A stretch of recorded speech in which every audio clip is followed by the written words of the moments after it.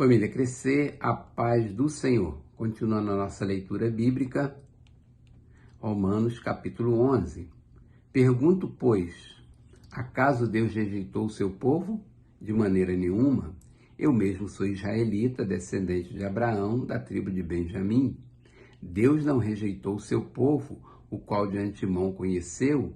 Ou vocês não sabem como Elias clamou a Deus contra Israel, conforme diz a Escritura? Senhor, mataram os teus profetas e derrubaram os teus altares. Sou o único que sobrou e agora estão procurando matar-me. E qual foi a resposta divina?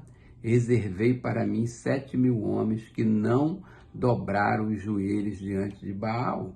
Assim hoje também é um remanescente escolhido pela graça. E, se é pela graça, já não é mais pelas obras. Se fosse, a graça já não seria graça. Que dizer então? Israel não conseguiu aquilo que tanto buscava, mas os eleitos o obtiveram. Os demais foram endurecidos, como está escrito: Deus lhes deu um espírito de atordoamento, olhos para não ver e ouvidos para não ouvir até o dia de hoje. E Davi diz que a mesa deles se transforma em laço e armadilha, pedra de tropeço e retribuição para eles.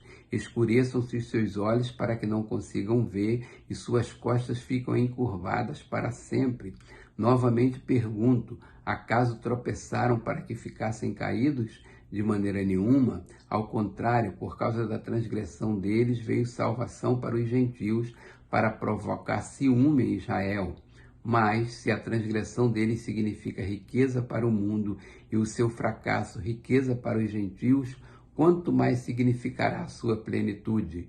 Estou falando a vocês, gentios, visto que sou apóstolo para os gentios, exalto o meu ministério, na esperança de que, de alguma forma, possa provocar ciúmes em meu próprio povo e salvar alguns deles.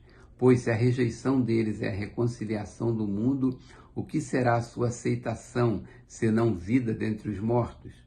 Se é santa a parte da massa que é oferecida como primeiros frutos, toda a massa também o é. Se a raiz é santa, os ramos também o serão. Se alguns ramos foram cortados e você, sendo oliveira brava, foi enxertada entre os outros e agora participa da seiva que vem da raiz da oliveira, não se glorie contra esses ramos. Se o fizer, saiba que não é você quem sustenta a raiz, mas a raiz a você. Então você dirá, os ramos foram cortados para que eu fosse enxertado. Está certo, eles porém foram cortados devido à incredulidade, e você permanece pela fé. Não se orgulha, mas tema, pois se Deus não poupou os ramos naturais, também não poupará você.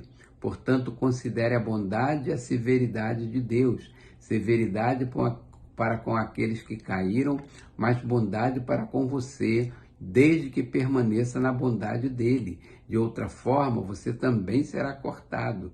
E quanto a eles, se não continuarem na incredulidade, serão enxertados, pois Deus é capaz de enxertá-los outra vez. Afinal de contas, se você foi cortado de uma oliveira brava por natureza e de maneira antinatural foi enxertado numa oliveira cultivada, quanto mais serão enxertados ramos naturais em sua própria oliveira?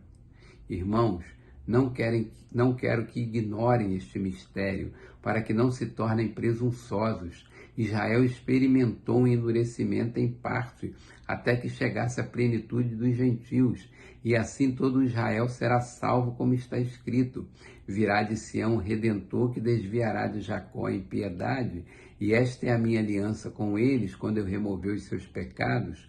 Quanto ao Evangelho, eles são inimigos por causa de vocês, mas quanto à eleição, são amados por causa dos patriarcas, pois os dons e o chamado de Deus são irrevogáveis.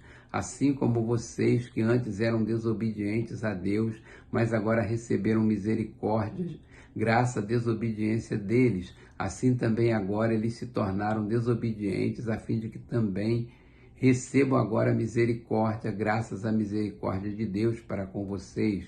Pois Deus colocou todos sobre a desobediência para exercer misericórdia para com todos. Ó profundidade da riqueza, da sabedoria e do conhecimento de Deus! Quão insondáveis são os seus juízos e inescrutáveis os seus caminhos. Quem conheceu a mente do Senhor? Ou quem foi o seu conselheiro? Quem primeiro lhe deu para que ele o recompense? Pois dele, por ele e para ele são todas as coisas. A ele seja a glória para sempre. Amém.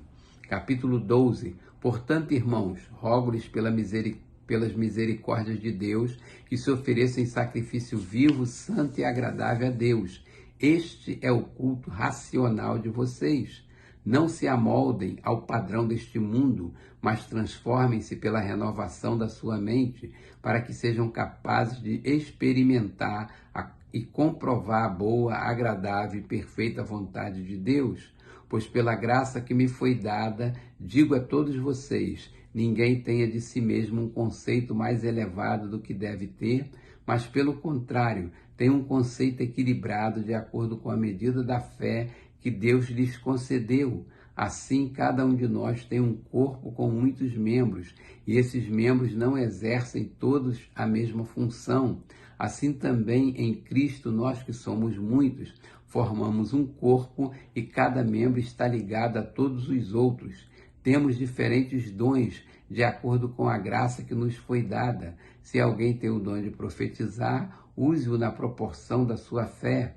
Se o seu dom é servir, sirva. Se é ensinar, ensine. Se é dar ânimo, que assim faça. Se é contribuir, que contribua generosamente. Se é exercer liderança, que a exerça com zelo. Se é mostrar misericórdia, que o faça com alegria. O amor deve ser sincero. Odeiem o que é mal, apeguem-se ao que é bom. Dedique-se uns aos outros com amor fraternal. Prefiram dar honra aos outros mais do que a si próprio. Nunca lhes falte o zelo. Sejam fervorosos no espírito. Sirvam ao Senhor. Alegrem-se na esperança. Sejam pacientes na tribulação. Perseverem na oração. Compartilhe o que vocês têm com os santos em suas necessidades. Pratiquem a hospitalidade. Abençoem aqueles que os perseguem. Abençoe e não os amaldiçoem. Alegre-se com os que se alegram. Chorem com os que choram. Tenham a mesma atitude uns para com os outros. Não sejam orgulhosos, mas estejam dispostos a associar-se a pessoas de posição inferior.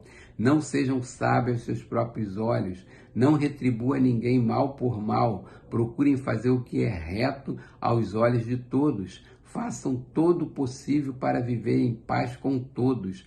Amados, nunca procurem vingar-se, mas deixem com Deus a ira, pois está escrito: minha é a vingança, eu retribuirei, diz o Senhor. Pelo contrário, se o seu inimigo tiver fome, dele de comer, se tiver sede, dele de beber, fazendo isso, você amontoará brasas vivas sobre a cabeça dele. Não se deixe vencer pelo mal, mas vençam o mal com o bem. Capítulo 13. Todos devem sujeitar-se às autoridades governamentais, pois não há autoridade que não venha de Deus. As autoridades que existem foram por ele estabelecidas. Portanto, aquele que se rebela contra a autoridade está se colocando contra o que Deus instituiu, e aqueles que assim procedem trazem condenação sobre si mesmo, pois os governantes não devem ser temidos, a não ser pelos que praticam o mal. Você quer viver livre do medo da autoridade? Pratique o bem, e ela o enaltecerá, pois é serva de Deus para o seu bem. Mas se você praticar o mal, tenha medo, pois ela não porta a espada sem motivo. É serva de Deus, agente da justiça, para punir quem praticar o mal. Portanto, é necessário que sejamos submissos às autoridades, não apenas por causa da possibilidade de uma punição, mas também por questão de consciência. É por isso também que vocês pagam imposto, pois as autoridades estão a serviço de Deus, sempre dedicadas a esse trabalho. Deem a cada um o que lhe é devido, se imposto, imposto, se tributo, tributo, se temor, temor, se honra, honra. Não devam nada a ninguém a não ser o amor de uns pelos outros, pois aquele que ama seu próximo tem cumprido a lei. Pois estes mandamentos: não adulterarás, não matarás, não furtarás, não cobiçarás, e qualquer outro mandamento, Todos se resumem neste preceito: ame o seu próximo como a si mesmo. O amor não pratica o mal contra o próximo, portanto o amor é o cumprimento da lei. Façam isso compreendendo o tempo em que vivemos. Chegou a hora de vocês despertarem do sono, porque agora a nossa salvação está mais próxima do que quando cremos. A noite está quase acabando, o dia logo vem. Portanto, deixemos de lado as obras das trevas e vistamo-nos da armadura da luz. Comportemo-nos com decência, como quem age à luz do dia, não em orgias e bebedeiras, não em imoralidade sexual e depravação, não em desavença e inveja. Pelo contrário, revistam-se do Senhor Jesus Cristo e não fiquem premeditando como satisfazer os desejos da carne.